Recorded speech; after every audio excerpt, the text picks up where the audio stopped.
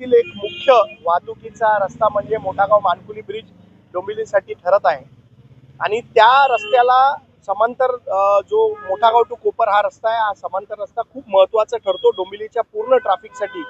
आज हा महत्त्वाचा ठरलेला रस्ता आहे।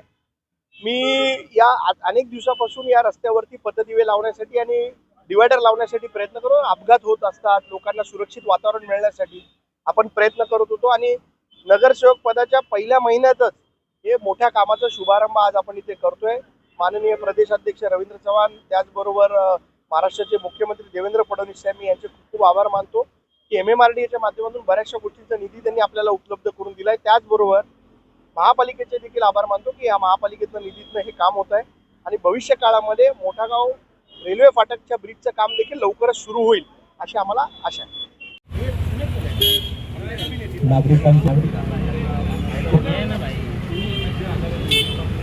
हॅलो, आपले सचिन म्हात्रे खूप या भूमिपूजन सोहळ्याला सुरुवात झाली। नागरिकांच्या सुरक्षेच्या दृष्टीने म्हात्रे साहेब यांच्या असाच प्रयत्नाने या LED दिवे लावण्याच्या कामाला सुरुवात।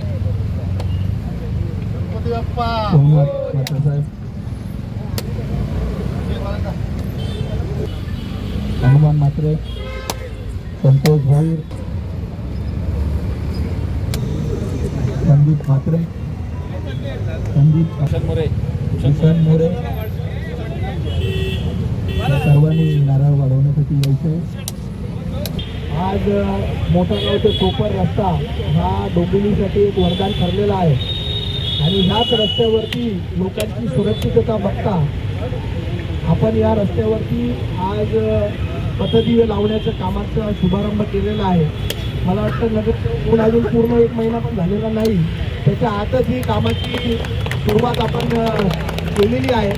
इथून तर कोपरपर्यंत रोडच्या सेंटरमध्ये आपण मोठ्या प्रमाणात पथदिवे लावतोय। त्याचबरोबर या रोडसाठी डिवायडर लावण्याचं काम देखील लवकरच आपल्या माध्यमातून सुरू होणार आहे।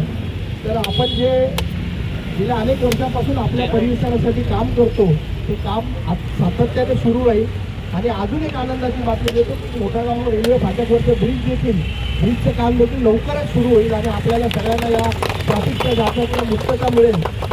आणि मोठागाव ग्रामस्थ मंडळाचे मी सगळ्यांचे खूप खूप आभार मानतो। आपल्या गावात काल लग्न होतं तरी तुम्ही लवकर सकाळी उठून आले, आभार मानतो।